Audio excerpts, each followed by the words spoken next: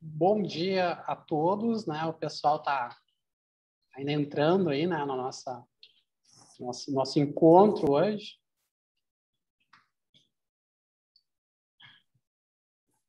Bom dia, pessoal. Sejam todos bem-vindos, tá? Aí o pessoal entrando. Bom dia, Rafael. Bom dia, Marcos, Savana, Isabel, André Streppel, nossos parceiros aí do CEPRORGS, demais integrantes que estão participando.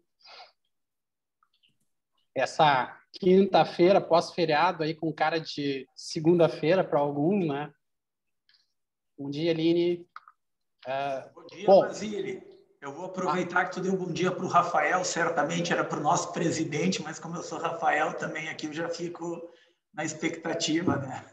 Bom dia, você veio? Não, eu já tinha dado um bom dia para o Rafael, era para ti, mas... Né? Legal! Ótima participação. Estou Tô vendo que o brincando pessoal... um pouco aí. Bom dia, turma. No ótimo clima aí, né? E não tem como ser, né? Nosso palestrante também é uma pessoa que está sempre num clima muito bom. Bom, acredito que todos já estejam admitidos, né? Talvez mais alguns ainda possam aparecer na nossa sala. Primeiramente, um bom dia a todos, né? Um dia muito bonito aí de outono.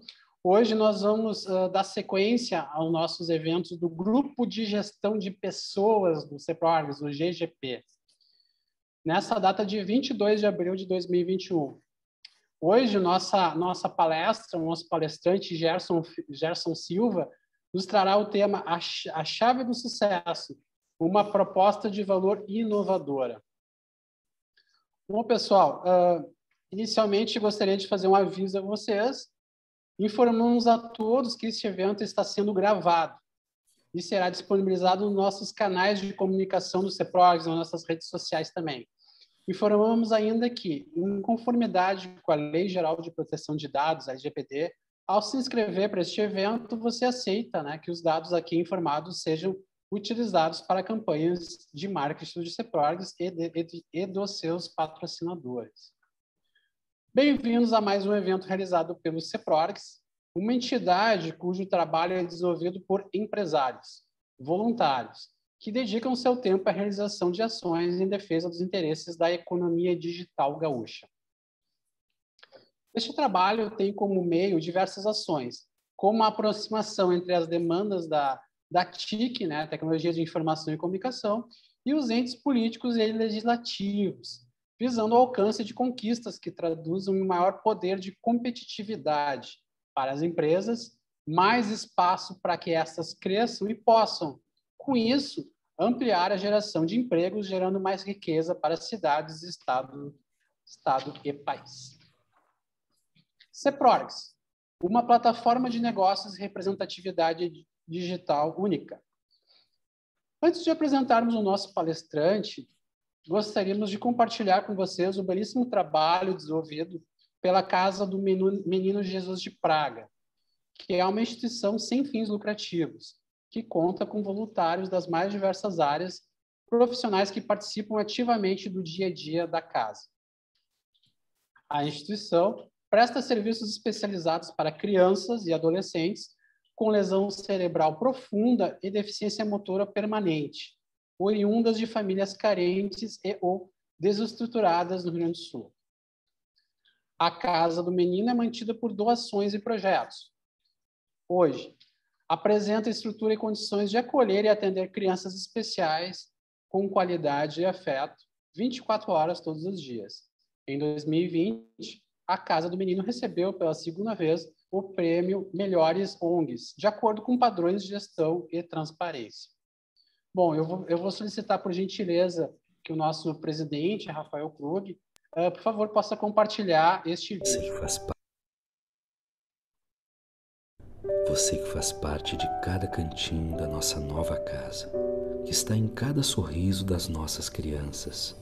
Você que está no carinho em que nós fazemos o nosso trabalho todos os dias e que é parte fundamental da nossa engrenagem. Obrigado.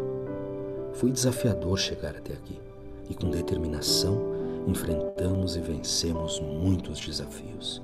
Nós somos a Casa do Menino Jesus de Praga Venham nos conhecer. Muito bacana. Tá? Então, pessoal, participe. O tema a ser abordado será a chave do sucesso, uma proposta de valor inovadora, com o palestrante Gerson Silva.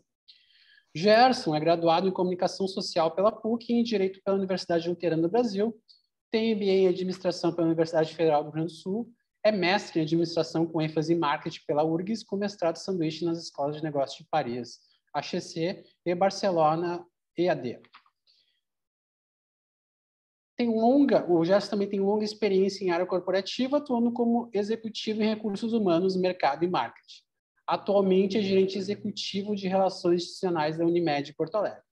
Mas esse, pessoal, é apenas o currículo do Gerson, tá?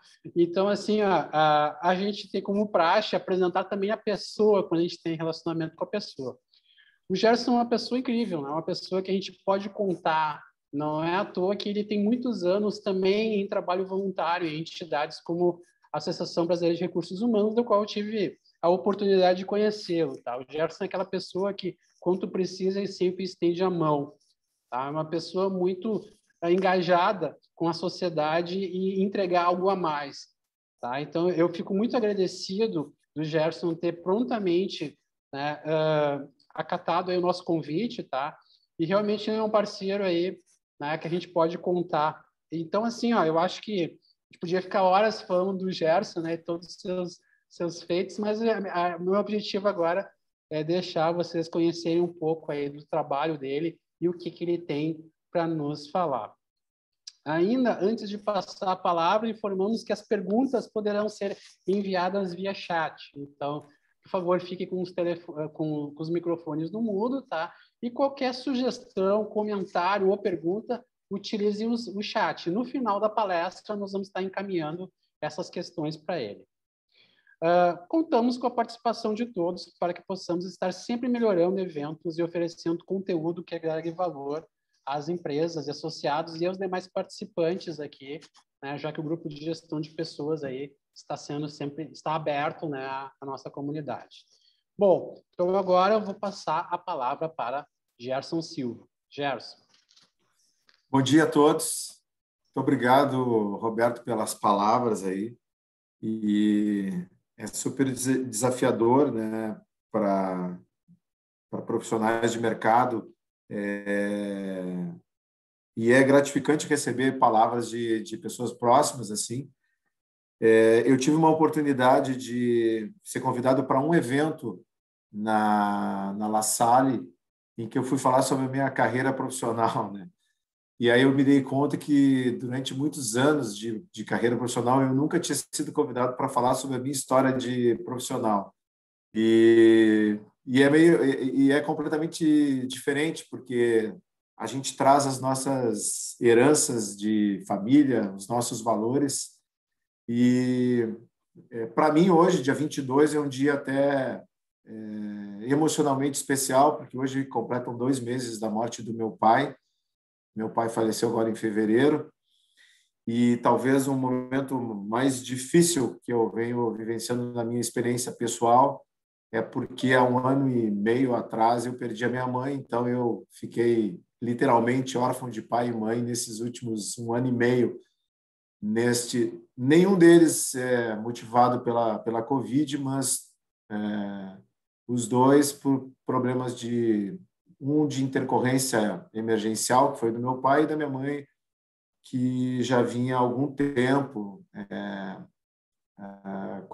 convalescendo de uma diálise, mas graças a Deus eles não faleceram com a Covid, né, que com certeza seria muito, mas eu vivi essa experiência de risco eminente aí nesses últimos tempos e trabalho numa empresa de saúde que desde março do ano passado o meu dia a dia é gestão de crise e cuidar muito desse contexto da pandemia. E eu acho que tudo que eu vou falar hoje, vou tentar compartilhar com vocês, ele não se esgota em hipótese alguma no que eu estou falando.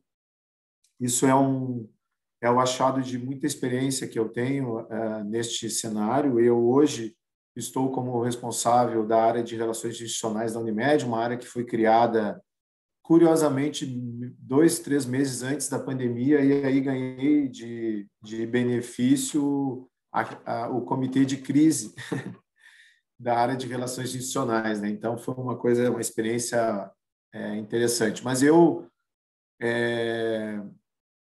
conforme o Mazili comentou, eu fui um executivo de recursos humanos durante muitos anos, atuando como gerente, como diretor de RH.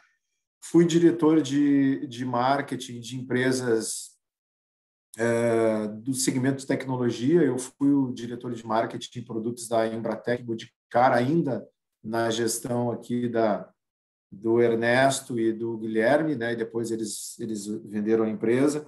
E aí depois eu assumi a área de marketing da Unimed em 2008, com o desafio efetivamente de fazer um reposicionamento da marca Unimed Porto Alegre para o mercado, né? E agora, mais recentemente, eu assumi a área de relações institucionais e depois, na sequência, recebi também a área de responsabilidade social e sustentabilidade.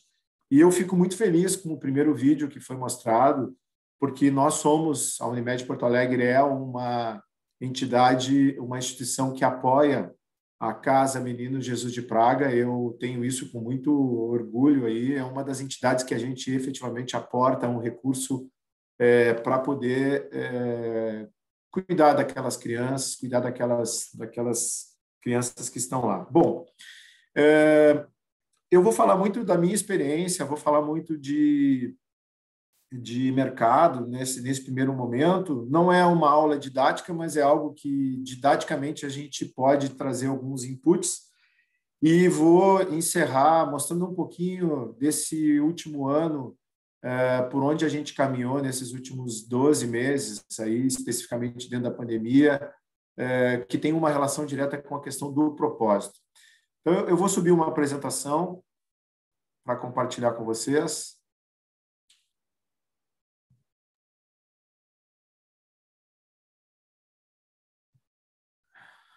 Não sei se já está aparecendo para vocês.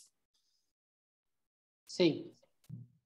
Beleza. Bom, o tema é provocativo, né? A chave do sucesso, ou seja, uma proposta de valor inovadora, né? E eu pela minha vocação em marketing, pela minha formação, eu sempre começo fazendo uma provocação com quem acompanha as minhas palestras, e eu pergunto exatamente assim, o que diferencia, né, essas duas camisas polos brancas, né? E aí a gente, numa plateia aberta, numa palestra presencial ou até virtual, todo mundo, a qualidade, a marca, o preço, ou seja, tem N possibilidades que podem diferenciar estas duas camisas, mas aparentemente, né, preliminarmente, essas duas camisas elas são efetivamente muito iguais, né? E aí eu contextualizo exatamente mostrando essa diferença aqui, né? Então, vocês podem observar que uma delas tem um selinho ali, tem uma marquinha, e todo mundo conhece, né? Essa aqui é a marca da Lacoste. Então, é uma marca em que quem é um pouquinho mais antigo como eu, assim, lembra ali que as pessoas iam até Sapucaia, na loja da Paramount, comprar no outlet da Paramount camisa, roupa Lacoste, né?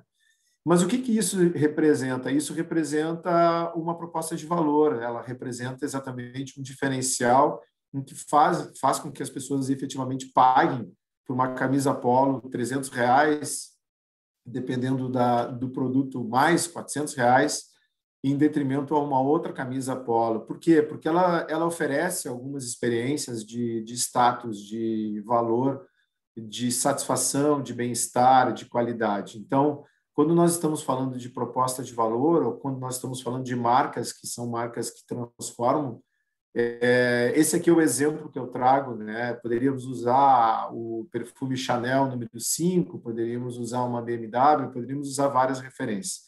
Mas esta diferença, ela situa todo mundo em relação ao tema, especificamente sobre o que efetivamente pode ser uma proposta de valor. Então, marcas, né? O que são marcas? Né? Marcas são experiências construídas junto às pessoas que refletem uma forma única de se relacionar e de se expressar.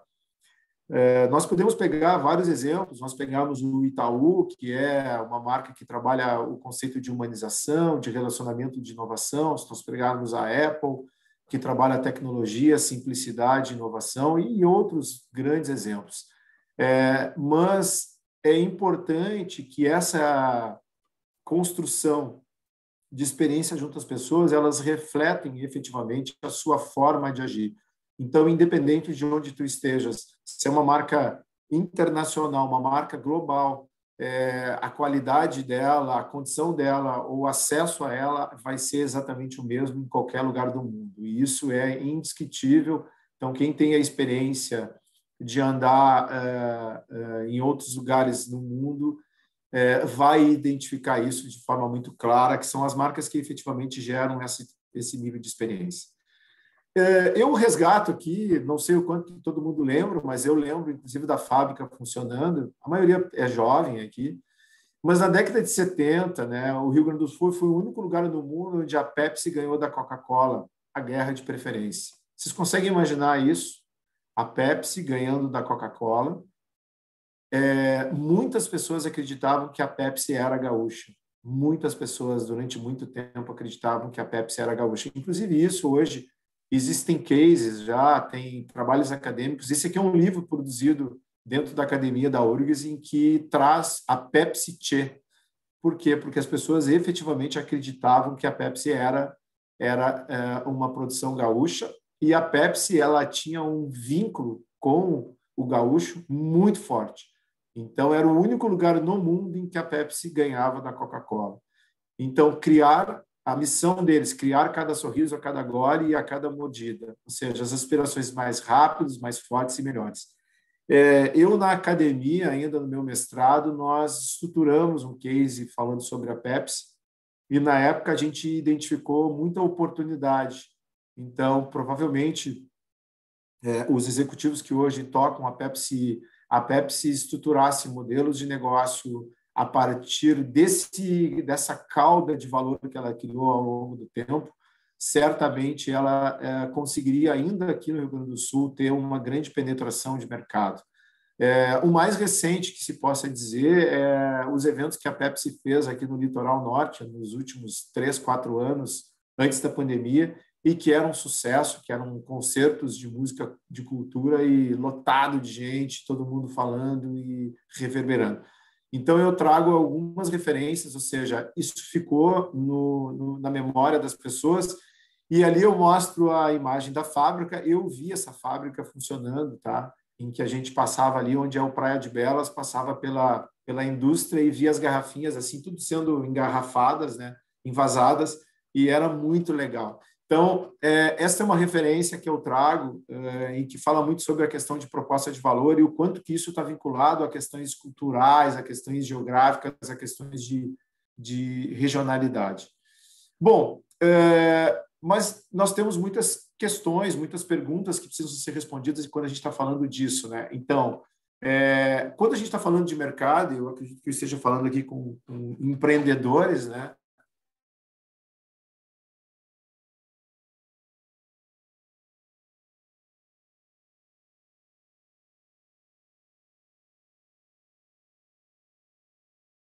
De inovação, ou seja, qual de mercado eu estou falando de parceiros, eu estou falando de colaboradores, eu estou falando de todos os stakeholders que estão envolvidos neste contexto.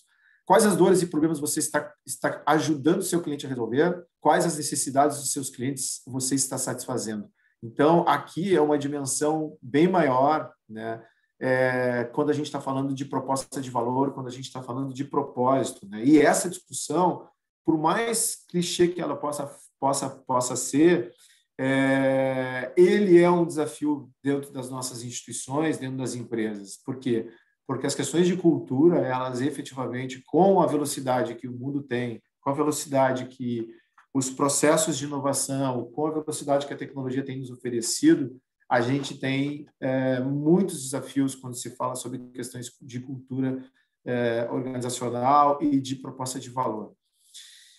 Então, a proposta de valor, né, aqui eu vou entrar muito fortemente nas discussões mais didáticas, né? Então, estudar o seu negócio, né, isso é fundamental. A primeira etapa é desenvolver, ou seja, a proposta de valor, ou seja, deve ser da sua empresa.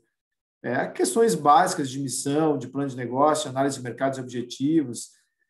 Você terá claro o seu propósito, seu negócio próprio, onde deseja chegar e quando cumprir. Esse talvez seja o grande desafio que a gente tem hoje dentro das instituições, né? Tu trabalhar com propósitos e ir em busca deles e fazer com que todo mundo caminhe nesse mesmo sentido. O desafio das grandes instituições ou das pequenas instituições é ser percebido no mercado imenso, no mercado gigante, em que talvez esse último período da pandemia tenha nos deixado muito igual, assim, todo mundo muito desconfiado do futuro ou do próprio presente. Então, o que vai fazer com que eu efetivamente consiga me reinventar dentro desse contexto? E aí eu acho que os movimentos como... E parabenizo o CEPROGS, os movimentos como o CEPROGS são extremamente estratégicos, na minha visão, porque acredito que o movimento associativista, a relação de comunicação, de estratégia de comunicação, o compartilhamento de ideias dentro de um ambiente como esse, ele é fundamental para que a gente consiga colher inputs, ideias, pensar em modelos de negócio diferenciados. Então, eu elogio muito esses movimentos porque acredito muito nesta possibilidade. Eu acho que um ponto importante é você conhecer muito bem também o seu público, né? As questões demográficas, eu falei sobre isso, as questões psicográficas, né? Identificar as dores e desejos, ou seja, tudo que você tem capacidade de desenvolver e que possa potencializar valor de forma muito objetiva, de forma muito eficaz. Então, essa questão de análise do contexto, a gente discutia no início da semana um ponto sobre sustentabilidade, sobre o tema de sustentabilidade, em função da constituição de um instituto. E aí muitos discutiram, não, mas quem sabe a gente escolhe um segmento específico, né?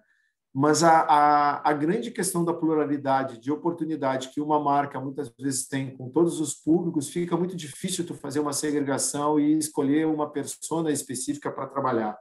E aí tu começa a trabalhar com oportunidade de discussão de temas que são relevantes para o processo da sociedade. Então, mesmo que uma empresa tenha envolvimento com uma área de negócio que seja totalmente tecnológica, mas qual é o seu papel social dentro do contexto do ambiente tecnológico, né? E este é talvez o conceito mais humanizado da relação que eu percebo como uma necessidade hoje no desenvolvimento de temas de proposta de valor que as empresas de alguma forma estão buscando. Eu acho que um ponto fundamental é a análise do cenário, toda a análise do ambiente em que você está competindo.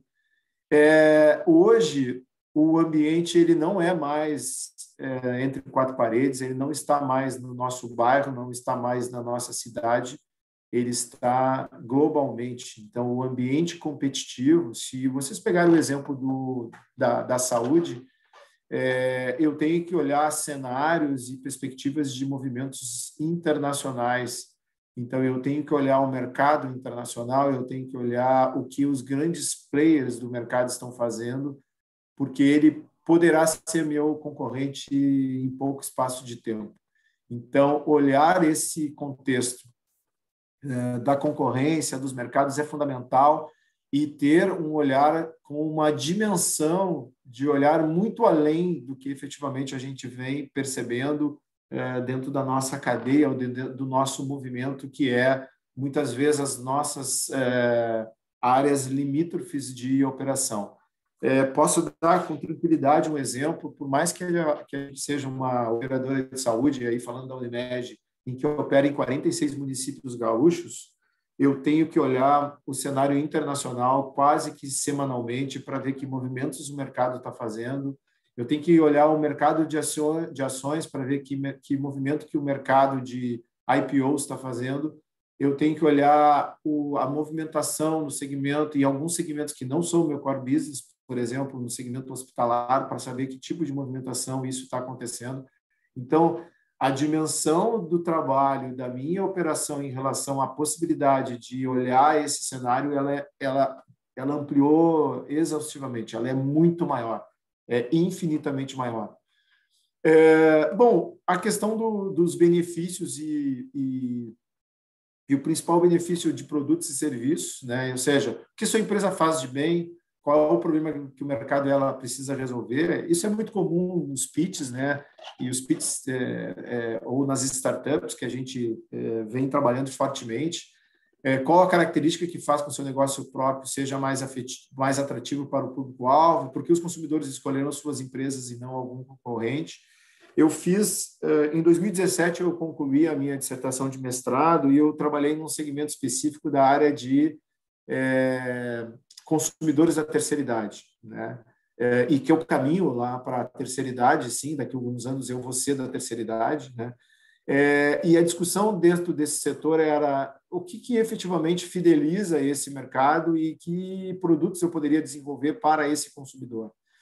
Por mais absurdo que a gente possa imaginar, e aí a tendência é que a gente faça uma relação desse consumidor com custo, com despesa, com aumento de despesa, existem N oportunidades. Vou dar um exemplo para vocês. Desenvolvimento, vocês imaginam que uma operadora de saúde possa capacitar idosos a usarem e desenvolver a capacidade de usabilidade de tecnologia? Smartphones, aplicativos. Por que eu não posso capacitar idosos a usarem recursos tecnológicos que eu hoje ofereço, né? Então, eu tenho lá a minha relação de usuário, ela é muitas vezes tecnológica, ou por um conceito de inovação, por um aplicativo que foi desenvolvido, mas eu tenho lá uma autorização de exames, que hoje ele pode fazer tudo remotamente, eu tenho lá uma consulta com um especialista que ele pode fazer remotamente. E como é que eu embarco essas pessoas neste mercado? Eu posso ser provedor dessa capacitação, eu posso ser provedor desse desenvolvimento. Bom, eu vou fechar uma parceria com uma grande operadora de telefonia celular, vou disponibilizar telefone celular para esses consumidores, ela busca, porque são pessoas que vão consumir comprando celular por cartão, né, pré-pago, mas ele vai ao mesmo tempo ser capacitado a se desenvolver e utilizar o recurso de tecnologia que eu possa estar considerando. Então, por mais que possa parecer absurdo, lá numa dissertação de mestrado, que está olhando um segmento, uma persona específica, com características gerontográficas, com idade, com desejo de consumo, eu tenho uma capacidade de ofertar esse tipo de oportunidade, mesmo sendo uma operadora de saúde que a tecnologia ela é um recurso, é um meio que a gente utiliza para o objeto. Então, quanto que eu vou incluir pessoas, vou fazer um processo de inclusão nesse cenário?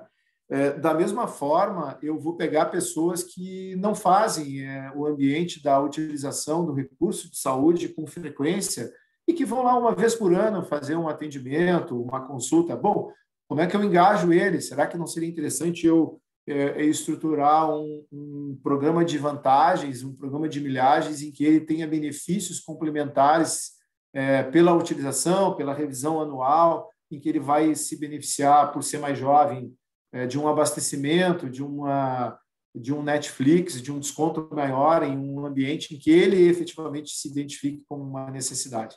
Então, o ambiente de oportunidades que se deem hoje, quando a gente está falando de proposta de valor, o espectro é muito maior. E isso a gente precisa estar atento para isso. Quais são os pontos essenciais, né, da questão quando a gente trata de proposta de valor, né? Obviamente que a clareza, né, a mensagem precisa ser muito mais clara e objetiva, direta, ir ao ponto. O consumidor precisa entender qual é a forma rápida e prática de utilização.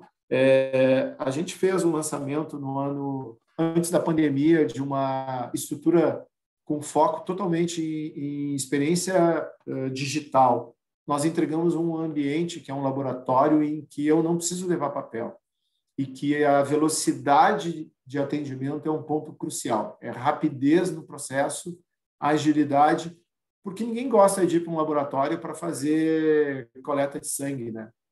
Então, como é que eu trato isso de forma mais lúdica?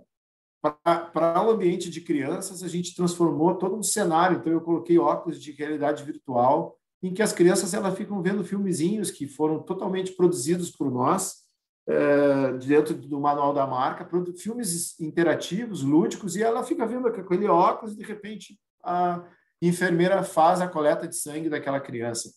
Então, como é que tu transforma esse ambiente em que ele não é um ambiente de laboratório, ele é uma sala de estar, ele é um ambiente acolhedor. Então, esta clareza, né, essa discussão, toda a forma de linguagem, extremamente importante, né? A comunicação ela tem um papel fundamental dentro da proposta de valor, seja para o público interno, seja para o público externo, seja pela minha rede de stakeholders que eu estou inserido. Então, a questão da linguagem, a adequação ao público, por mais que eu possa pegar o exemplo do idoso, né? Da característica, eu posso ter um homem de 65 anos que joga tênis, mas eu posso ter um que corre. O que joga tênis é completamente diferente do que corre. O que joga tênis ele tem uma característica de vida.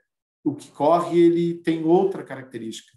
Um pode ser mais introvertido, outro pode ser mais extrovertido. Como é que eu reconheço tudo isso dentro de uma proposta de valor, de uma discussão? Então, por mais que a gente, mesmo dentro de uma mesma classificação, mesmo de um cluster, eu tenho características completamente diferentes. E a linguagem dessa característica, dessa conversa, ela também é diferente. Então, eu tenho o que usa, o que não usa, o que é mais ativo, o que usa mais tecnologia, o que usa menos tecnologia. Então, ou seja, ela cria vínculos. E quanto mais próximo eu estou deste consumidor, em que ele percebe valor pelo que eu estou olhando para ele, não como uma coisa generalizada, e sim como uma especificidade daquela necessidade, ele percebe valor no que eu estou entregando, ele começa também a me perceber de forma diferente. Acho que é indiscutível, a gente está vivendo um momento muito difícil sob o ponto de vista de transparência. Achei legal o Mazilha ali dando todos os recados, né, da LGPD, mas vocês podem imaginar, né, é impossível hoje uma marca, uma proposta de valor que não seja clara, que não seja transparente. É impossível. O contexto da honestidade. Então, não adianta eu dizer que eu faço, né? E aí, na prática, isso não se materializa como sendo algo que realmente aconteça. Eu lembro que, em 2008, quando eu assumi na Unimed, a gente criou toda uma proposta de reposicionamento da marca. Em 2009, a gente fez uma declaração de princípios do mercado para falar sobre isso. E ela era percebido como uma ideia, era uma campanha de marketing, né? E eu disse, tá, mas como é que eu saio da campanha de marketing e internalizo isso como sendo algo que realmente seja da empresa, do DNA da empresa, né? E aí a gente começa um processo de transformação calcado em cima de olhar quais são as nossas mazelas estratégicas, quais são as nossas dificuldades. Surge um grande conceito filosófico chamado jeito de cuidar.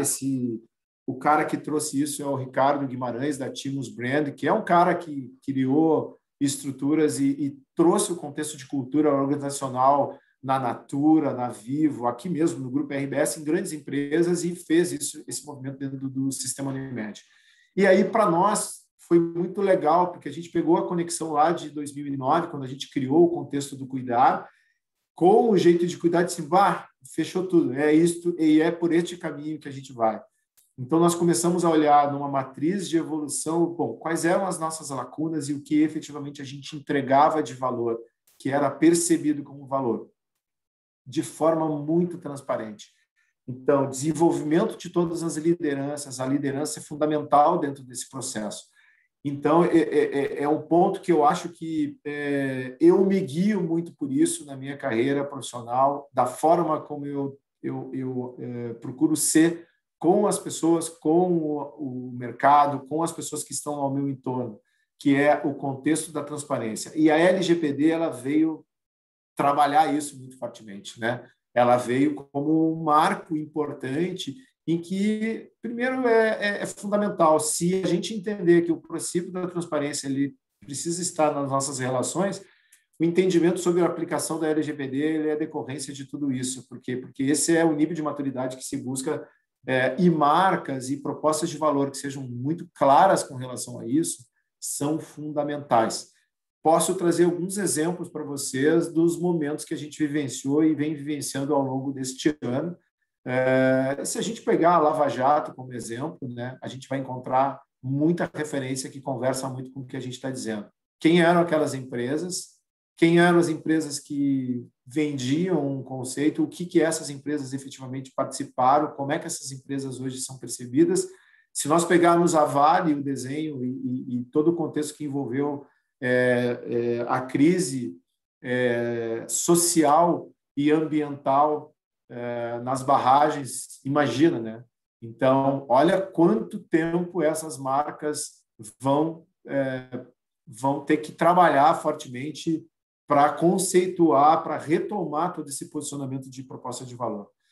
A questão do direcionamento, né? Fazer com que seu público-alvo vá em direção aos benefícios que seu negócio próprio irá trazer para ele, fundamental, ou seja, trata-se de uma mensagem principal capaz de convencer o consumidor e a tornar, né, falando de consumidor, o seu cliente. E para tudo isso, eu não quero entrar muito vou passar rapidamente, obviamente que a gente tem que ter métricas, indicadores, né? Por mais que a gente consiga, existem hoje capacidade e a necessidade da gente ter que medir, com certeza, eu preciso saber para onde eu estou indo, eu preciso ter recursos que me digam se efetivamente a minha estratégia está dando resultado, se ela está gerando valor, se ela está sendo percebida como valor. Então, a questão da recorrência, né? Meu usuário está contentemente usando minha solução. Cara, a recorrência ela tem a ver com continuidade, com frequência, com recorrência. É fundamental. Eu tenho que estar monitorando isso. Os features, né? Os features com a questão das funcionalidades, muitas vezes eu desenvolvo situações, mas eu não tenho resposta. A gente vivencia isso dentro do app nosso, que a gente vem solucionando. De repente, nós tínhamos 5 aplicativos, aí, mas por que eu estou competindo? Eu competindo comigo mesmo. Voltamos para uma solução única para poder encontrar toda uma estratégia que possa fidelizar o mercado, que possa fidelizar o consumo e eu entender esse mercado. O Net Promoter Score, né, como indicação, então a gente mede pesquisa desde 2009, pessoal. Existe uma instantaneidade de pesquisa a cada consulta. Eu sei que poderia ter aqui vários clientes, vocês vão ser acionados a responder uma pesquisa em tempo recorde, assim. Eu preciso saber qual é a tua experiência naquele momento, se o consultório estava legal, se o atendimento do laboratório estava legal, se a clínica atendeu bem, se a receptividade do médico foi excelente. É fundamental isso, fundamental. E a gente tem a pesquisa tradicional e tem a avaliação do Net Promoter Score, que permite que a gente consiga ir lá nos detratores, ouvir isso, fazer esse movimento. Ou seja, aqui eu trago alguns cases, né, que é a questão da inovação, na voz do CEO do Luiz Justo, do Rock in Rio, e ele diz o seguinte: inovar é a grande questão. Muito mais do que buscar a nova tecnologia ou o novo nome da música que a gente vai trazer, inovar é ser fiel à sua proposta de valor, que no caso é entregar essa experiência inesquecível para os nossos clientes. Ele vira o grande guia de tudo que a gente vai criar e o que a gente vai inovar. Se você perguntar para qualquer pessoa que trabalhar no Rock in Rio qual foi a melhor edição, a resposta sempre vai ser a que será a próxima melhor, porque a gente quer entregar sempre uma experiência superior. Cara, o Rock in Rio é um case. Quem tiver a oportunidade de fazer uma experiência lá no processo de formação de líderes que eles têm, é muito legal. Então, eu acho que é um case muito estratégico e ele está além do seu tempo em relação a todo momento.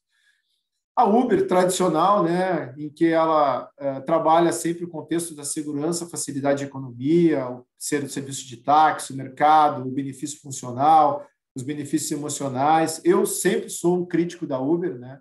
Por quê? Porque eu uso o Uber exatamente para não ter que usar o táxi. Então, se a Uber demora para me atender, eu fico muito incomodado, porque eu imagino que eu busco e seja um consumidor de alta rotatividade. Então, quando isso não acontece, ou quando o cara me deixa assim, terminando uma outra corrida, a Uber precisa resolver isso. Isso, para mim, me incomoda tecnicamente. Por quê? Porque, para mim, o desejo de usar Uber não é porque ele é mais barato, é porque eu preciso me locomover rapidamente e eu não quero usar meu carro, eu não quero usar o táxi, porque senão eu iria para o táxi. Então, talvez, em algum momento, a minha manifestação ela vá reverberar e a Uber mude o contexto e a pessoa não me deixe esperando, às vezes, 8, 10, 15 minutos, porque está fazendo uma outra corrida. E aí é aquela relação, né? Não adianta o motorista do Uber ser o motorista do táxi. Porque se ele for o motorista do táxi, ele vai estar só mudando o veículo, né? Não vai ser laranja ou branco, vai ser um outro veículo locado, mas o comportamento da cabeça do motorista é exatamente o mesmo que ele tinha lá dirigindo um táxi. Aqui eu trago um case muito legal, que é da Tridder, não sei se todos conhecem, né? Mas a Tridder foi o Juliano Muli, que foi meu colega de mestrado. Ele era o head de tecnologia do Sicredi, depois ele foi para a Amazon e ele criou essa empresa e eu vou compartilhar com vocês, talvez vocês muito conheçam, mas olha o que é legal quando tu trabalha uma empresa totalmente de tecnologia, com soluções que surgem dentro de uma startup e que ela cria 11 motivos, né, de propostas de valor. Eu vou mostrar para vocês. A gente sabe que é muito difícil colocar uma pessoa estranha dentro de casa. E é por isso que o Tridder existe. O que a gente quer é te ajudar a resolver todos os problemas da sua casa sem ter que contar com a sorte. Todos os profissionais cadastrados passam por um rigoroso processo de verificação. Ficou com dúvida? Então confere aí os 11 motivos para chamar o Tridder. Verificamos antecedentes criminais de todos os profissionais do Tridder na hora do cadastro. Se não apresentarem os documentos de identificação e comprovante de residência, nenhum profissional avança no cadastro. Para os profissionais fazerem parte do Tridder, é obrigatória a apresentação de referências de serviços anteriores. Nosso time está sempre de olho nas avaliações, comentários e conversas de chat para garantir a qualidade do serviço e dos profissionais cadastrados. O Código de Conduta é um manual de regras e orientações que todo profissional deve seguir. Todos os pagamentos são feitos através do cartão de crédito e nenhuma informação fica com o Tridder. Todas as informações são privadas até o momento da contratação dos profissionais. Antes de contratar os profissionais, você pode e deve verificar as avaliações dos serviços realizados. No Tridder, você só paga depois que o serviço é realizado e pode parcelar em até 6 vezes sem juros. Nosso time está disponível 24 horas para te ajudar antes, durante ou depois do serviço ser realizado. Todos os serviços contratados pelo Tridder têm garantia e você pode acionar em caso de problema. Viu só? No Tridder, a segurança está em primeiro lugar. Somos a conexão mais segura entre você e o profissional. Não precisa se preocupar com nada. Deixe os problemas com a gente e aproveite o tempo com que realmente importa.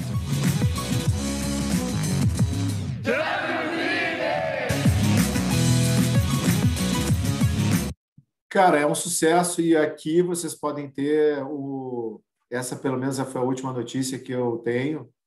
O Juntos Somos Mais, o Marketplace de Construção Civil, compra Uber de reforma, ou seja, a Tridder foi adquirida agora numa operação com grandes players aí do mercado.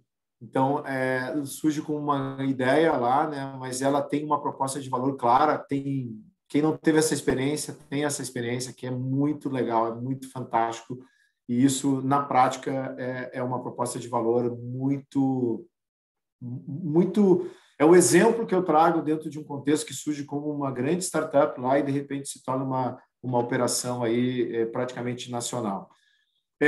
Entrando agora, eu vou entrar no final aqui, porque o nosso tempo mais propriamente sobre a Unimed, né? Então, aqui eu estou falando aqui a foto do laboratório da Carlos Gomes, que é aquele exemplo de inovação. Então, queremos fazer a transformação digital para nos tornarmos uma plataforma, né, de experiências, de bem-estar, com todos os stakeholders. Então, estamos muito preparados e adaptados à oportunidade de negócio, atualizações com os melhores padrões de experiência disponíveis no mercado, Ampliarmos a possibilidade de remuneração médica também é um ponto, porque nós precisamos fazer com que os nossos clientes e os nossos acionistas, que são os médicos, não falei muito do sistema Unimed, mas a Unimed Porto Alegre, ela está num cenário de 340 Unimeds no país, e nós somos a Unimed do país com o maior número de médicos cooperados, ou seja, mais de 6.500 médicos são donos da cooperativa.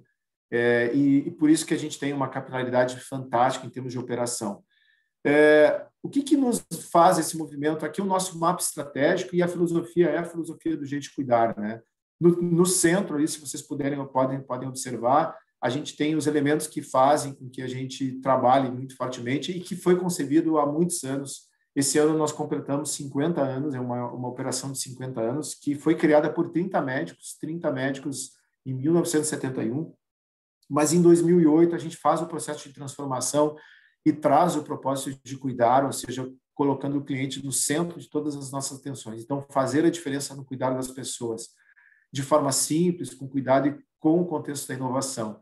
E esse mais rosinha aqui, que é o cliente cooperado, é melhorar a entrega de valor ao cliente, fortalecer o engajamento dos médicos e gerenciar a saúde do cliente por meio de práticas assistenciais integradas. Essa prática ela está baseada em cima dessa filosofia do jeito de cuidar, e ela tem 7 pilares em que passa por desenvolvimento de líderes, inovação e tecnologia, infraestrutura. Vocês imaginam, por exemplo, um laboratório, uma unidade ali da Carlos Gomes, ela não tem uma rampa de acessibilidade? É impossível que a gente construa uma estrutura e não tenha uma rampa de acessibilidade. Então, esta é uma discussão que o cenário, né, e que o ambiente se propõe a um segmento totalmente difícil, como é o segmento da saúde, né? Na pandemia, e aí eu trago mais propriamente, a gente criou um comitê de crise. Esse comitê de crise está baseado em 8 frentes, e eu não vou me detalhar nelas aqui, mas elas são 8 frentes assim, que elas têm se materializado como muito importantes. Então, a gestão dos clientes, a gente criou todo um desenvolvimento para capacitar e poder ajudar pequenos e médios empreendedores a encontrarem alternativas durante a pandemia. Então, a gente deu consultoria de gestão de pessoas, consultoria do Sebrae, consultoria da área financeira. Nós contratamos isso, oferecemos para um grupo de empresas para que elas pudessem encontrar alternativas. Por quê? Porque nós pensamos no círculo virtuoso em que a gente precisa que os nossos clientes, tanto pessoa jurídica como pessoa física, continuem usufruindo desse benefício de ter, efetivamente, no meio de uma pandemia mundial, a cobertura e acesso a um plano de saúde. A questão dos serviços próprios, da comunicação, o vínculo com os hospitais, estruturas de retaguarda, leitos de hospital. Talvez em um outro momento eu consiga falar sobre isso. Número, para vocês terem uma ideia, uma pessoa em UTI de Covid, dentro de um hospital público de Porto Alegre, usa aproximadamente 63 aventais por dia. Vocês têm ideia? 63 aventais por dia, uma pessoa. Então, assim, fazer uma doação de 10 mil aventais parece muito grande. E ele é por poucos dias. Então, e qual o compromisso que uma empresa privada de saúde suplementar tem? Tem um compromisso imenso com a sociedade. E este talvez tenha sido o nosso grande legado, e a gente tem sido considerado como uma das marcas que se transformou dentro do processo da pandemia. Muito mais porque a gente vem trabalhando esse contexto do cuidado há muito tempo. A pandemia ela surge como algo que permite que a gente consiga materializar algo que a gente vem dizendo há muito tempo e que a gente vem experimentando há muito tempo. Então, desde tecnologia, nós temos 1.000 colaboradores hoje em home office. 1.000 colaboradores estão há 1 ano em home office. Né? Como é que tu coloca VPN, tu coloca 1.000 colaboradores em home office, tu disponibiliza, faz compartilhamento de base, coloca aplicativo, rede disponível, ou seja, né? E mais a parte de relações institucionais. Eu vou trazer algumas referências para poder encerrar, para vocês terem uma ideia do que a gente fez. Então, se vocês pensarem lá no início, né, o que a gente tem a ver com o contexto social? Muito. Então, eu ocupei todas as mídias que nós tínhamos para trabalhar o conceito de orientação às pessoas. Distância salva, fique em casa. Essa publicidade, ela era na esquina da Nilo Peçanha com a João Varig, bem no Iguatemi. Agora vai ter um prédio para ser construído. mas ela, naquele momento, ela tem um efeito educativo. Então, a nossa responsabilidade é também ir para a rua. A nossa proposta de valor, o que faz com que a gente pratique o fazer a diferença no cuidado das pessoas, não é só a minha carteira de clientes, não é só os meus colaboradores e meus cooperados, é a sociedade. Nós estamos inseridos dentro do contexto da sociedade. Depois, nós tivemos, por uma grande satisfação, um reconhecimento da AGS of the World, que é uma revista sobre criatividade, em que nós ficamos no top 10 da semana como sendo uma das grandes propostas de criação de interesse público, e fomos citados por essa revista porque fizemos esse movimento. O que a gente tinha? Nós tínhamos que mudar. Bom, ficar em casa não adianta, mas o uso da máscara é importante. Aí nós mudamos para o uso da máscara e criamos essas instalações em Porto Alegre, ou seja, na rua até este outdoor se protege, use máscara. Quanto tempo nós estamos usando máscara, né, pessoal? Ou seja, hoje nós estamos há 1 ano e pouco aí, e isso continua tão real, tão presente na nossa vida. Então, de novo, a marca se dando ao trabalho e criando engajamento para isso. Aqui eu vou mostrar um filme para vocês. Este filme foi entregue em abril e ele não tinha nenhuma pretensão de ser um filme comercial. Nenhuma. Mas ele era um filme que a gente queria tentar criar um ambiente de esperança para as pessoas. Naquele momento, a gente tinha uma expectativa de 30, 40 dias, a gente ficaria em isolamento. Nesse período é onde a gente estava em lockdown muito fortemente, né? E a gente queria criar algo que fizesse com que as pessoas pudessem melhorar o seu ambiente de saúde mental, o seu ambiente do clima da cidade, dentro das suas comunidades. E aí a gente fez esse filme. Esse filme ele foi destacado no Google como o top 10 naquele momento. Ele era um dos líderes e para nós ele mostrou muito o movimento que entrega essa proposta de valor da Unimed, e eu vou reproduzir para vocês terem uma ideia do que foi esse filme.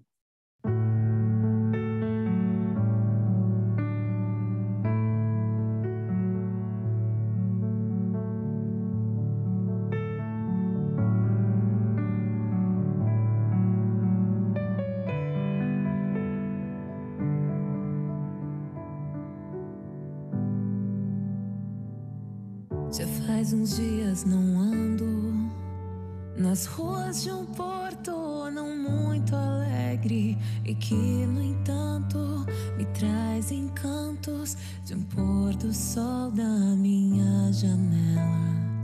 Pra seguir livre muitos caminhos, agora é hora de estar sozinho, não ir pra escola ou faculdade, e dos amigos sentir saudade. Cidade baixa, moinhos de vento, todos os bairros nesse momento mostrar um gesto de humanidade e proteger os de mais idade.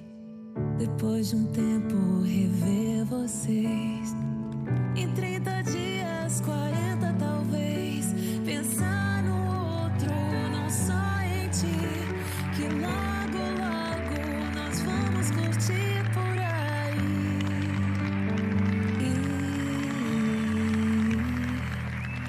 Nós vamos curtir por aí.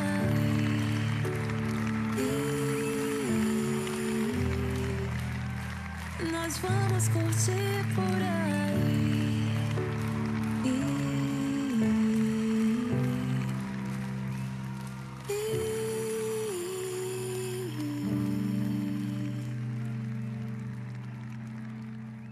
Esse filme ele foi uma produção com cedência de imagem de todas essas pessoas, nenhuma delas recebeu cachê por participar. E depois a gente fez um outro filme também do Mês das Mães. Esse filme das mães, que é Os Sons, acabou sendo reconhecido ganhamos os Profissionais do Ano da Globo e também o Prêmio Brasil do SBT. E foi um filme também tão emocionante, e aí no contexto das mães. E agora, em maio, nós vamos lançar um outro filme com o mesmo propósito, em função do momento atual, em que a gente cria esse ambiente de valor, de resgate de valores, de crenças, de família, de coisas em que a gente continua nessa situação. Então, vocês serão certamente impactados. Além disso, pessoal, a gente teve um grande desafio nesse período, que foi como que a gente poderia viabilizar aos nossos clientes para que eles continuassem efetivamente usando a necessidade de continuar suas consultas. Com certeza a pandemia vai potencializar muitas pessoas com muita dificuldade, com doenças crônicas, que acabaram não tendo, né, possibilidade de acesso. E aí nós entregamos a telemedicina, nós fizemos um projeto a toque de caixa, assim, muito rapidamente, mas muito bem estruturado. Essa plataforma hoje, Meu Médico Online, ela representou, nesse período de maio até hoje, 100 mil consultas. Vocês conseguem imaginar 100 mil consultas a gente já atendeu nesta estrutura? Eu vou mostrar rapidamente. Agora você pode consultar sem sair de casa. Meu Médico Online, a telemedicina da Unimed Porto Alegre. Acesse pelo nosso site ou aplicativo. Agora. Bom, o que a gente traz como aprendizado, né, desse contexto todo? Ou seja, empresas com uma proposta de valor, né, são efetivamente as melhores e mais bem-sucedidas que as empresas que têm entregas baseada efetivamente no benefício funcional, né? Se não tiver crença, não tiver valor, não tiver algo que faça com que a gente efetivamente toque, né, sensivelmente na vida das pessoas, é muito difícil, né? Então, todo o contexto que envolve lá no início, quando eu falei das marcas, a importância das marcas e o discurso que ela tem, né, para gerar valor a partir da percepção que ela tem e dos benefícios intangíveis que ela tem, ele é fundamental. A gente acredita com toda certeza que tudo que a gente vem fazendo neste período agora, como proposta de valor, é porque a gente estava muito preparado para fazer isso, porque a gente vem brigando, vem discutindo isso há muito tempo dentro da Unimed. Então, às vezes parece até meio estranho, assim, mas a gente não sabia se nós superaríamos com a pandemia, mas a gente tinha uma certeza que, mesmo com as dificuldades, a gente poderia fazer diferente, sabe? E suplantar este momento. Então, eu posso dizer para vocês assim, ó, eu não tenho os números aqui, nenhuma pessoa, cliente da Unimed, que precisou de atendimento hospitalar ou de internação, ficou sem atendimento hospitalar ou internação nesse período de pandemia. E isso, para nós, é um valor importantíssimo, né? Porque a gente está falando de vidas. E, obviamente, que a decorrência e a fatalidade, ela pode acontecer. A gente vem perdendo pessoas muito próximas. Essa semana mesmo, nós perdemos um grande médico, que foi meu colega aqui dentro da Unimed como médico, e que estava dentro de uma linha de frente lá do Hospital Conceição, um cara de 60 e poucos anos, super gente boa, e não suplantou, não superou esse momento. Então, eu acho que se a gente conseguir passar essa mensagem, quando a gente está falando de proposta de valor dentro dos nossos negócios, né, com toda aquela clareza, com aquela transparência, com esse objetivo de agregar, de poder transformar, de poder fazer com que a gente consiga transformar a vida das pessoas, e a vida das pessoas pode ser dos meus acionistas, dos meus sócios, dos meus colaboradores, da minha sociedade. Eu acho que acredito que a proposta de valor ela está se justificando.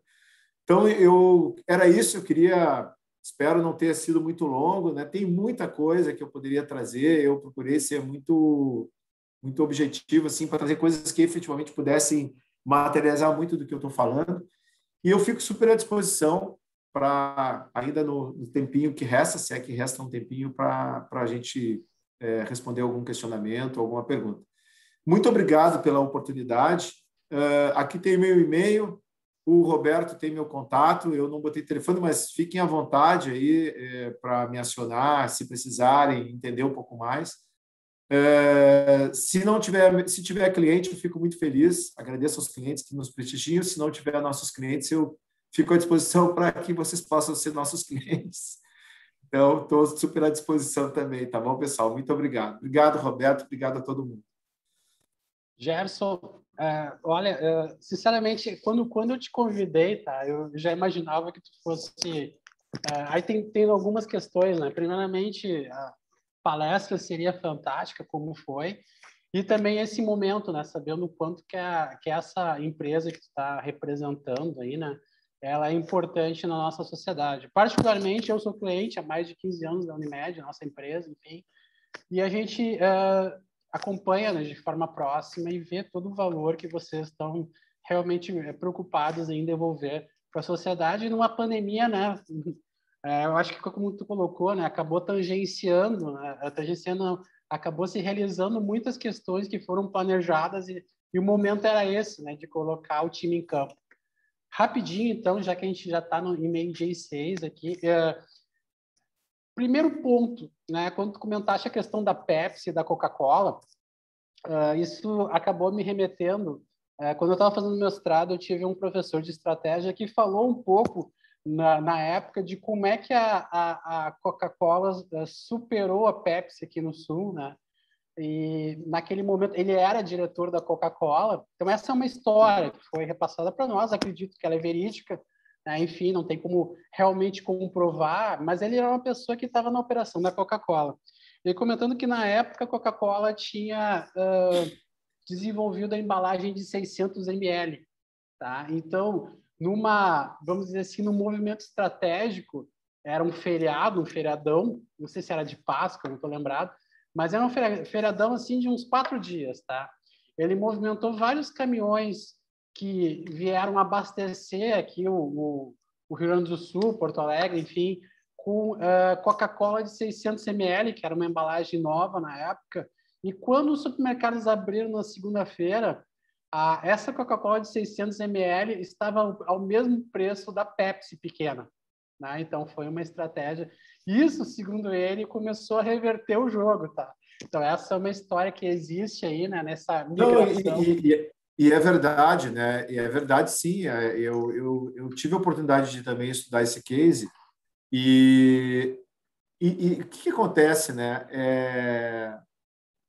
A Coca, se nós pegarmos hoje o exemplo, e a gente está falando sobre mudança, né? Hoje, quantas opções nós temos de Coca-Cola dentro do supermercado, né? Tem N opções, né? Tem a Coca Zero, tem a Coca Limão, tem a Coca com café. Então, a própria Coca-Cola, que durante muitos anos ela domina esse mercado, e ela é indiscutível, a Coca-Cola é um case para mim, é um case de marca, é um case de estratégia de marca. Então, só uma Coca-Cola consegue, por exemplo, eu tenho um vídeo que eu uso em que ela, em alguns lugares do mundo, ela distribui sorriso para as pessoas. Só isso, ela não pede para as pessoas comprarem o produto, ela cria um ambiente em que ela compartilha um momento em lugares do mundo inteiro em que ela distribui sorrisos, né? Então, indiscutivelmente, e a minha relação que eu trago da Pepsi é que é uma história tão interessante, do ponto de vista de ser considerada Pepsi-Che. Por quê? Porque ela criou vínculos além de uma estratégia efetivamente comercial, né? Tanto que muitas pessoas imaginavam que ela era produzida no Rio Grande do Sul. E aí, até pela forma como nós gaúchos somos, né, que as coisas daqui são melhores que as coisas de lá. Então, eu acredito que este movimento é sob o Von Tobel. Não, e com certeza, a história da família, eles trazem isso. Mas são exemplos assim, de proposta que eu quis trazer como referência, né? E a Coca é um belo exemplo de proposta de valor, com certeza. Perfeito. Agora a gente vai trazer um pouco, aí o pessoal participou no chat, né? O André Strepo, nosso colega. A proposta de valor parte exclusivamente do empreendedor ou de uma construção junto à equipe? Com certeza ela é uma construção. O que tu acha? Com certeza ela é uma cocriação. Não existe proposta de valor que não tenha o envolvimento das lideranças, envolvimento de todas as lideranças. Ela tem que ser suportada e bancada pelo board, pelo ambiente C-level da companhia, com certeza. Então, vamos dar um exemplo. Posso pegar o exemplo da filosofia do jeito de cuidar. Nós temos 340 Unimeds no país, né? 50% delas hoje adotam a filosofia do jeito de cuidar. As outras não adotam por quê? Não é porque elas não têm capacidade, não, é porque tu tem uma liderança em algum momento que não acredita naquela possibilidade. Entende? E nós temos outras pessoas que acreditam, que estão numa linha vinculada, numa linha executiva, mas que precisam convencer a sua alta liderança do propósito daquela filosofia cultural. Então, esta questão ela é fundamental. Não adianta estar na concentração só do presidente. O presidente ele é o porta-voz de um grande grupo. Então, a liderança ela precisa ser totalmente horizontalizada. A discussão do conceito de cultura, da proposta de valor, tem que ser por quê? Vamos lá. E aí, pegando exemplo, tá? Não sendo... Quando eu falei lá da campanha que nós criamos em 2008, de reposicionamento da Unimed, se eu não trago ela para dentro do ambiente interno, ela é uma propaganda. Ela era uma campanha de marketing criada pela agência Scala na época, maravilhosa, e que seria mais uma propaganda que todo mundo adoraria. Não, ela era uma proposta de posicionamento, entende? Por quê? Porque ali nós marcávamos, daquele momento, dizer assim, cara, o conceito de cuidar para nós, ele é a nossa virada. Nós queremos cuidar das pessoas. E quem estava dizendo isso não eram os executivos, eram os próprios médicos. Então, este é o contexto. Como é que a gente trabalhou isso depois? Bom, eu tenho que trabalhar o ambiente interno, a comunicação interna, toda a gestão de pessoas, o relacionamento com os médicos. A gente teve que fazer muitos movimentos nesse sentido, com certeza. Perfeito. O André está agradecendo a resposta, né, e também está dizendo uma ótima palestra. O nosso presidente Rafael também aí, né, Gerson, excelente palestra, acho que todo mundo ficou maravilhado. A pergunta dele, existe alguma ferramenta ou metodologia para ajudar a validar se a definição da persona está certa? Pergunto isso pois o mundo está muito segmentado. E como tu mesmo falou, existe uma dificuldade de definir esta persona. Eu acho que assim, a gente usa todas as ferramentas que se tem hoje disponível dentro da Unimed, né? E que o mercado oferece. Nossa, a gente já fez todas as capacitações, a gente fez um masterclass com a Hyper, a gente já fez designer, a gente fez proposta de valor, a gente é um conjunto. Eu te diria assim, ó, é impossível, pegando no nosso segmento, e eu acredito que qualquer segmento de vocês, o segmento de vocês, é impossível que tu tenha definição de um único perfil de persona. É muito, porque, vamos lá, né? Eu fiz a minha dissertação de mestrado pensando muito, porque todo o contexto que a gente sempre discutia estrategicamente dentro do ambiente de uma operadora de saúde sobre o consumidor da terceira idade, ele aparecia sempre na SWOT como despesa e não como oportunidade. Então, vocês conseguem imaginar que nós seremos um país de idosos? Nós somos um país que vamos caminhar para uma representatividade fantástica de mercado. O que as empresas estão entregando de solução para este mercado, né? Tem um outro grande amigo meu, que é o Martin, que trabalhamos juntos na Embratec. O Martin criou toda a questão da Senior Lab, né? A questão dos 60+. Cara, é muito evidente, o mercado está se reinventando em relação a isso. As oportunidades de mercado, a partir de então, vão oportunizar muitas oportunidades para pessoas da terceira idade. Ou os seniors, ou os 60+, agora tem até os 50+. Então, eu não entendo que a gente tenha que segmentar. Pelo contrário, a segmentação ela pode servir para que a gente tenha maior efetividade no processo de comunicação. O que eu vou comunicar para o Mazili é diferente para o Gerson, ou para o Mazili é diferente do que para a Aline. Então, nós temos outro, mas pessoas, elas têm que... O mundo está muito globalizado. Então, eu entendo que a gente tem que ter oportunidade para todos os segmentos, para um conceito mais plural de oportunidade, com certeza. Pelo menos essa é a minha opinião. E ainda corroborando com isso, né, a gente vê cada vez mais a questão do aprendizado durante toda a vida, das pessoas se reinventarem em idades mais avançadas. E acho que uma coisa que caiu e ficou bem claro na nossa pandemia, né, era de que pessoas de mais idades não poderiam usar tecnologia ou não conseguiriam. Isso foi derrubado. Isso completamente. E outra, se a gente olhar do ponto de vista de economia, este mercado ele tem uma potencialidade. Existem classificações gerontográficas, e aí na minha dissertação eu faço isso. Existem perfis específicos de consumidores. Se pegar especificamente dentro do movimento do meu segmento, consumidores que ao longo da vida sempre estruturaram a sua base, tendo um plano de saúde, comprando, eles não vão, na terceira idade, não ter o plano de saúde. Eles vão querer ter o plano de saúde. Entende? Então, tu tem características, e isso se a gente puder reproduzir para outros tipos de demanda de consumo, é impossível. E fora que eu acredito que é uma das principais organizações, né, que uma pessoa de idade se relaciona com o plano de saúde, né? Então, talvez nele ali tem que encontrar várias, né, um relacionamento mais próximo, a oportunidade que vocês têm nesse sentido aí é incrível, sem dúvida. Bom, a Aline comentou, né, que vídeo lindo e emocionante. Eu também, eu diria, sacanagem passar um vídeo daqueles logo depois a gente tem que falar, né? Daqui a pouco começa a soluçar e não sabe por quê. Eu só gostaria toda vez que eu vejo ele. Só gostaria de enfatizar que eu vi uma camisa do Grêmio ali de gurizinho, mas não via do Inter. É isso aí. Não, mas tu olha o filme depois, tu vai ver que tá na sequência. Isso a gente equilibrou, até porque nós somos patrocinadores de ambos, tá? Dos dois, né?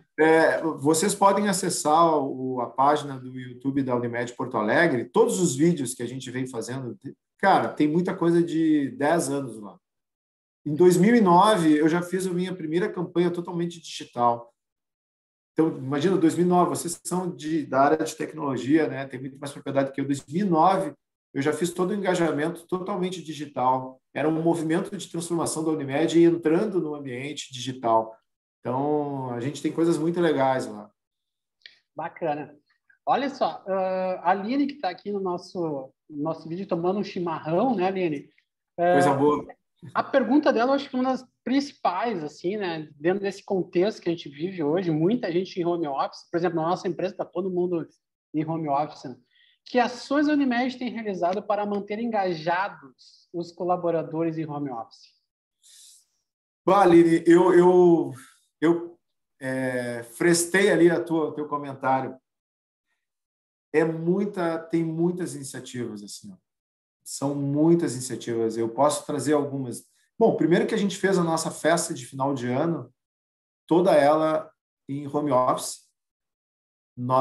Todos os colaboradores receberam um iFood nas suas residências para, no momento da festa, fazerem os seus pedidos de pizza, de lanche, e ao longo da festa acompanharem a festa. Nós fomos para um estúdio, ele foi apresentado pelo nosso vice-presidente com uma atração musical. Então, esse é um exemplo, tá? Mas a gente tem desenvolvimento de capacitação. Vou dar um exemplo assistencial. A saúde corporativa ela assumiu toda a necessidade de demandas em função do momento. Não só em função do Covid, mas tanto para titulares e dependentes.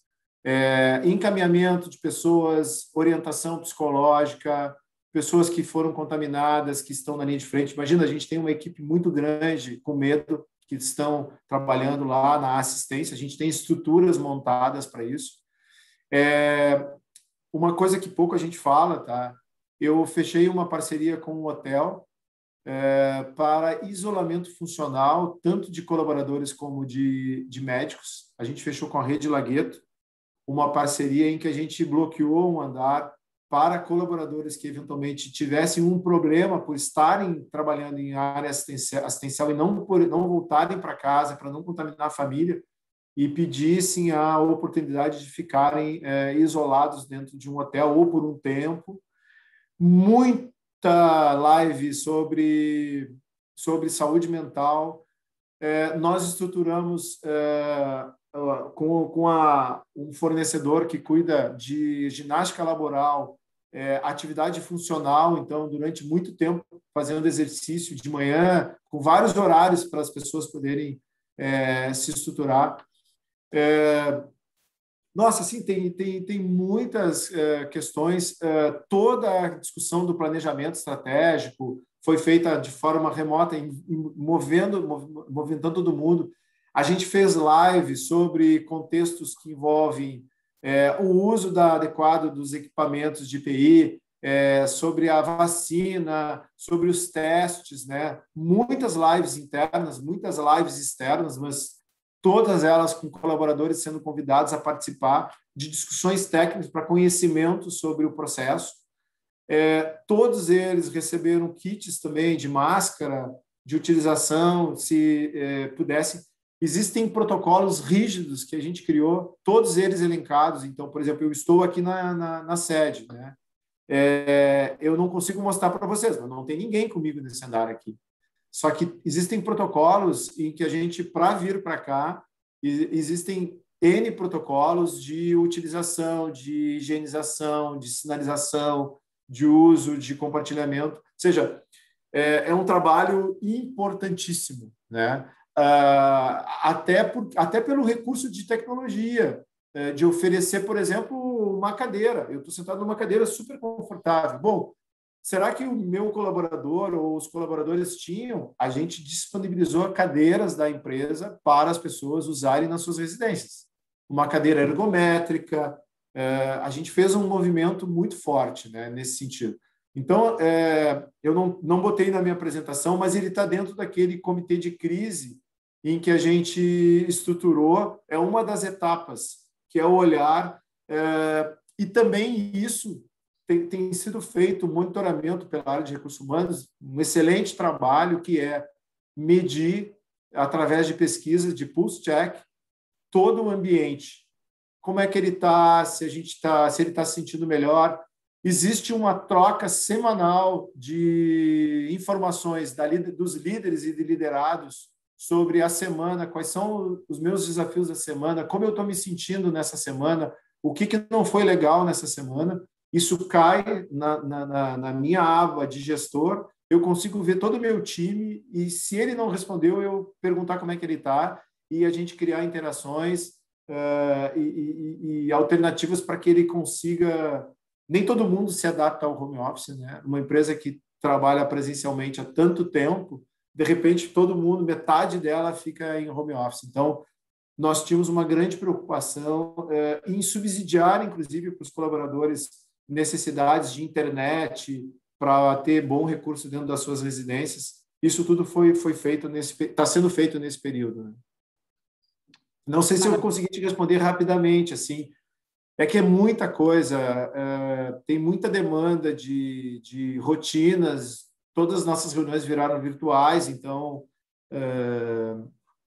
o desafio é muito grande, né? Muito grande. A Aline também enfatiza, né, a importância aí, né, para os colaboradores continuarem e se sentirem parte do propósito. É aquilo que foi dito, né, Jackson, que não adianta só falar, né, tem que fazer. Agradece a palestra e também diz que nem percebeu o tempo passar. Nós já estamos em meio-dia e 24 minutos, já avançamos um pouco mais. Para isso, eu vou fazer a última questão, tá? E a gente tem quase a totalidade das pessoas da reunião ainda presentes. Eu acho que isso é um indicador importante, que está todo mundo gostando muito desse papo aqui, né? O Michel, nosso colega. Desculpa. Na palestra do Von Tobel, ele fala muito de virada. Eu acho que acabei ficando sem voz. Mas acho que dá para ler ali no chat, né? Deixa eu ver se eu olho aqui. Tomar uma aguinha aqui.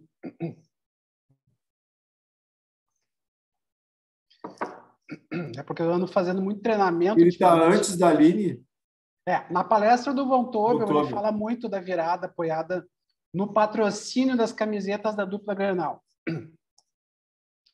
Fala, inclusive, da guerra de não poder usar o vermelho. Marketing regional, algo que vimos nesse vídeo da Unimed Poa, né? Então, é um comentário aqui sobre o vídeo, né?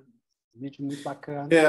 Posso responder? Esse é um mercado... Eu sou jornalista minha primeira formação foi comunicação.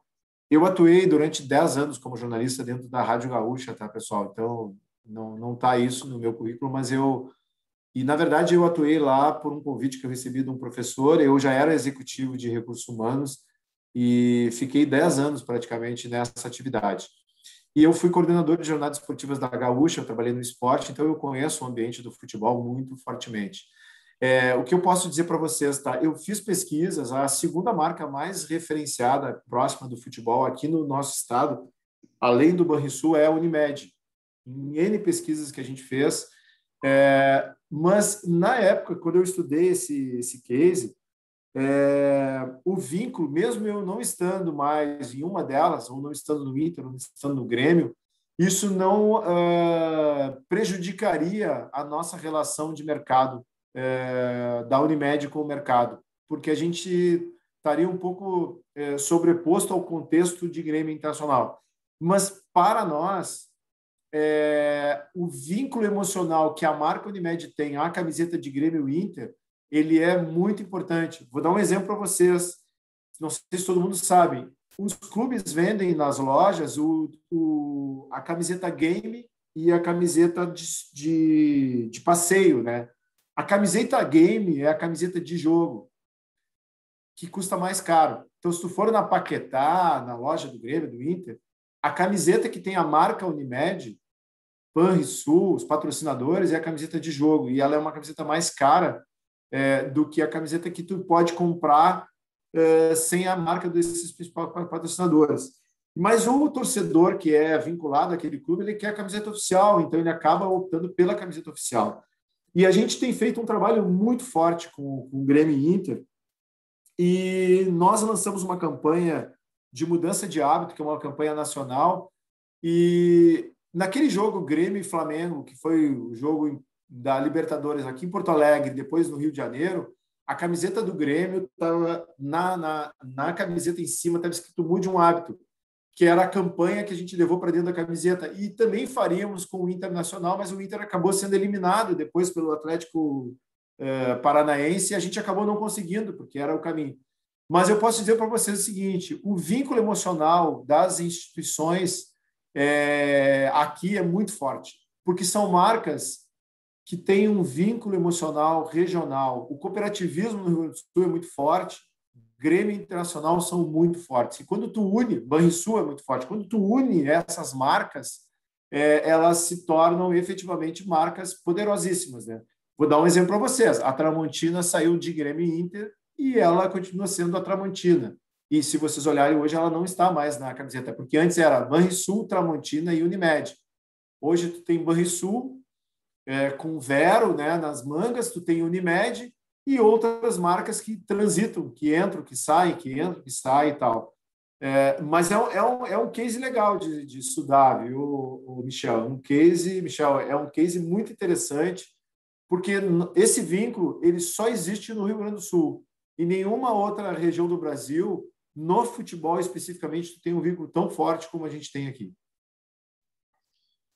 Bom, pessoal, com isso a gente está dando por encerrado. Antes de mais nada, eu gostaria de agradecer imensamente ao Gerson Silva, tá? Pelas importantes contribuições. O Gerson navegou da estratégia, marketing, valor, propósito, nos emocionou aí com alguns vídeos, trouxe o case da Unimed, né? E sempre é importante a gente enxergar como é que as organizações estão botando em prática todos esses fundamentos necessários para a manutenção dos nossos negócios, né, nas organizações. Gostaria de agradecer também a presença de todos que estão aqui, né, nos blindando aí com a sua presença nesse momento, nessa segunda-feira, né, que é um dia depois do feriado. Sim. Acompanhem o CEPRORGS nas redes sociais. Em breve nós estaremos divulgando o nosso próximo palestrante aí do grupo de gestão de pessoas, tá? Um bom restante de dia e almoço a todos, né? que vocês fiquem bem, continuem se cuidando, porque a gente ainda se encontra numa pandemia e cuidados são necessários. E em breve nos encontraremos de novo, tá? Um bom almoço, então, a todos. Até mais. Pessoal, muito obrigado, tá? Obrigado pela oportunidade mesmo. Grande abraço.